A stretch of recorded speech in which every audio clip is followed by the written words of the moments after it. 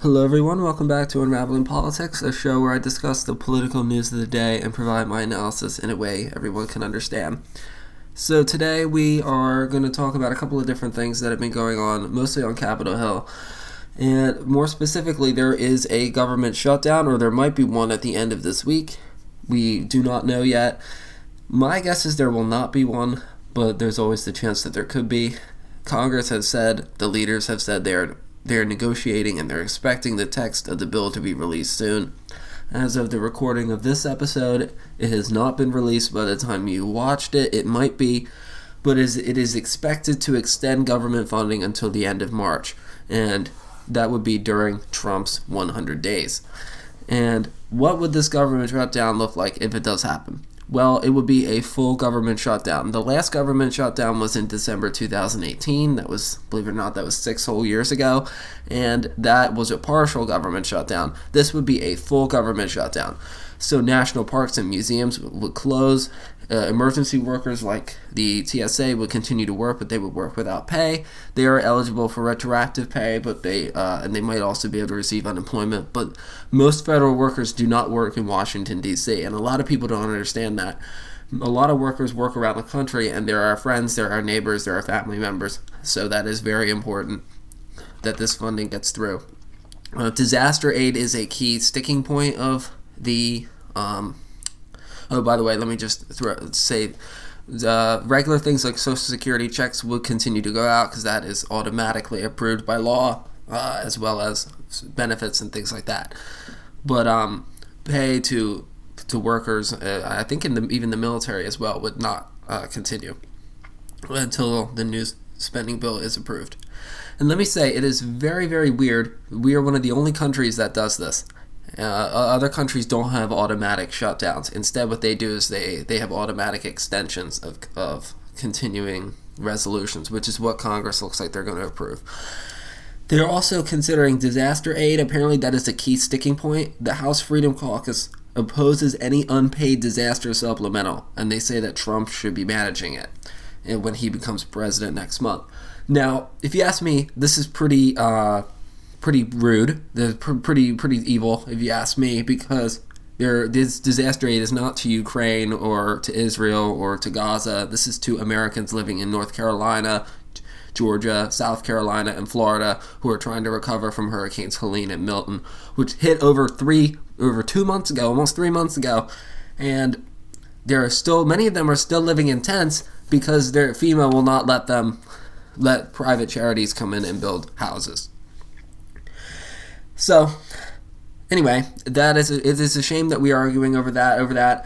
The Biden administration has requested $98 billion, which, just off the top of my head, I don't really know. That sounds like an appropriate amount. It looks like, though, the text of the continuing resolution will not have this offset by any spending cuts. So instead, it's just going to be added to our national debt, which is a shame, but we do need to have they need to be reopened. We can't have these people living in tents for months on end, especially as we head into winter. So, negotiations, as of Thursday, are very close. As I said, the text will be released. They said it would be released on Sunday, which was yesterday, and that's today as of the recording of this episode. And as I'm recording it, there has been no news. Democratic leadership, they wanted a full budget to last until next September, but of course that didn't end up happening. That won't end up happening because they don't have the power to do that because they only control one chamber and the presidency. So as I said, expect it until March. And as this Congress comes to a close, this is really the do-nothing Congress. It is one of the most unproductive Congresses in history. In fact, it is the most unproductive since the 1850s, since before the Civil War. And we were very, very divided before the Civil War. We'd passed less than 150 laws, in fact, which shows you just how polarized we are. Alrighty. So let's talk about the cabinet nominations. So we talked about last week that the GOP senators seem to be turning on Trump's defense secretary pick, Pete Hegseth, but it turns out they are actually starting to warm up to him. There was a pressure campaign they launched on Capitol Hill Joni Ernst and Lindsey Graham, who were key people who weren't sure whether they were going to vote. It seems like they're going for a yes, and the pressure campaign is in fact working, which is not a huge surprise. I kind of figured he would get through. Now, one of the quieter nominees that we haven't talked about is Tulsi Gabbard. She was picked for the Director of National Intelligence. And it is reported to not be going well. And one source said she was proving to be a little shallow, like a House member talking at a hearing, and not someone who gives the president's daily briefing. One senator even called it a BS session when they met with her. And they said the sticking points is she lacks experience and has relationships with U.S. adversaries like Bashar al-Assad and Putin. And I'll get to Bashar al-Assad in a little bit. So the media has floated that she might be more vulnerable than Hegseth, which certainly sounds like she is. And the trouble for Gabbard is that she doesn't really have a political home. She was a Democrat for her whole career until 2023 or 2022. She was a Democrat for her whole career. She served in Congress from Hawaii. She ran for president in 2020. She also endorsed Bernie Sanders in 2016. So she's more, I would say, an anti-establishment person than an anti-establishment Democrat. And now she's an independent. And as an independent, she doesn't have much of a political home, which makes it very difficult for her because she doesn't have a base of support for confirmations. She's probably not going to get much support from the Democrats for her confirmation, so she's going to need it from the Republicans. And the Trump transition spokesperson Alexa Hanning said that these are anonymous sources desperately trying to hold on to power, and that they're hiding behind the media to subvert the will of the people. And they claim that President Trump has a mandate for change. Now, I don't know if I would call 49.9% of the vote a mandate for change, but that's what they said. Anyway, let's move on to the other side of the National Mall, over to the White House. And President Biden has issued a pardon. He issued 39 pardons and 1,499 commutations. Commutations is just shortening or suspension of a sentence, including the Kids for Cash judge Michael Conahan, who was convicted in 2011. If you aren't aware of this scandal, this was basically a mass scandal where 2,500 kids were sent to youth detention centers for crimes as little as trespassing in a vacant building and mocking an assistant principal on MySpace. And these kids were sent to prison, were sent to youth detention centers, and their lives were ruined. And the judges got a $2.6 million in kickbacks from private for-profit prisons. Now, there was another judge other than Conahan, but Conahan was the one that was pardoned. How did they detect it? Well, they noticed that there were some irregularities because they were noticing all these kids were being sentenced like an unusual amount. And it ruined the lives. I mean, 60% of these kids were removed from their homes. And I believe someone even committed suicide. And yet Biden pardoned him. It kind of shows you, and I've always believed this, that Biden is a very evil man. He really does not have any human compassion for people. And if he did, he wouldn't have done this. And that shows really what I knew all along, is that Biden doesn't care about people. He'll pretend to, but he won't. And this happened in Pennsylvania. This happened near Biden's hometown in Scranton, Pennsylvania. Governor Josh Shapiro was at a press conference in Scranton, this was an unrelated press conference, and said Biden got it absolutely wrong, and he caused a lot of pain for people who lived in northeastern Pennsylvania. And he did. I'll tell you, I'll have to do my own review on President Biden, but he did some good things, but ultimately what he did was his good things was his leadership to save Ukraine, but these pardons have been absolutely terrible. They really have been. And the fact he waited until the end of his presidency, which I know is common, but he waited until the end of his presidency to do this, is quite evil. Anyway, moving on.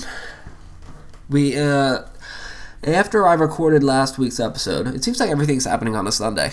After I recorded last week's episode, but before it was released, we found out that Bashar al-Assad had been overthrown in Syria. Bashar al-Assad, a brutal dictator who had been in charge of Syria for this whole century, since the year 2000, he is gone. He's in Russia now. He had a brutal regime that killed lots of people. He accused of using chemical weapons on his own citizens. And there's been a civil war in Syria for the last decade and a half. So he's now gone. He was overthrown by rebels. Anthony Blinken, who's our Secretary of State, has said the United States has made contact with rebels in Syria. The rebel group is named HST, and they're a terrorist group linked with Al-Qaeda. And the leader, which I don't have the name of written down here, is on our terror watch list, and we have a $10 million bounty on him. British Prime Minister Keir Starmer has said it's too early to decide whether to remove the terrorist designation, which we agree with. And I would expect that Biden will not remove it in his final days in office, and that will be up to Donald Trump. Now, if Donald Trump does do it, which I don't expect, then that could cause some tension with their allies. But I don't think we will, because they're linked with Al-Qaeda, and of course Al-Qaeda were the people that attacked us on September 11th. Alrighty, back to Congress. We have 2 more things to talk about, and then this episode will be over. So, one of the big discussions of what's going to happen in Trump's first 100 days, which I'll probably get to in another episode, is going to be the tax cuts. Trump's Tax Cuts and Jobs Act, which was passed at the end of 2017, is going to expire. It will expire in just a year, and it needs to be extended. The Tax Cuts in Jobs Act reduced income tax brackets from about 1% to 4%, depending on the income tax, depending on the income range. The Tax Foundation, which is a nonpartisan organization, they estimate 62% of Americans will pay more taxes if the law sunsets. And the SALT cap would be eliminated, which would help household incomes that make $200,000 to $500,000. The SALT income tax is the state and local tax deduction. That is basically people who, if you pay X amount of money in income taxes to the state or local governments, that money is deducted from your federal taxes. Before the Tax Cuts and Jobs Act, there was no cap. Now there's a cap of $10,000. So Trump wants to suspend the SALT tax, the SALT limit. And I would also expect in the new Tax Cuts and Jobs, I don't know what they're going to call it, but I assume they're going to call it the Tax Cuts and Jobs Act, the new one of 2025. The $7,500 the electric vehicle credit, I expect that to be gone. So if you're thinking of getting an electric vehicle and you want this tax credit, make sure you buy it before Biden leaves office, because you're going to be paying an extra $7,500. And there was with the Tax Cuts and Jobs Act, the estate tax exemption, where up to, for individuals, $13.61 million and $27.22 million for couples, where if you inherited that much, under that amount in your entire lifetime, you wouldn't have to pay taxes. And above that, it'd be 40%. So if the Tax Cuts and Jobs Act expires, then we're all going to have to pay more money on estate taxes. Anyway, more on the tax cuts later on, once we know more about what their plan is. Lastly, is something that I was reading about last night, and I was pretty peeved, to be honest. I was very, very peeved. There was a bipartisan bill that passed the Senate in August about extending or expanding the federal judiciary.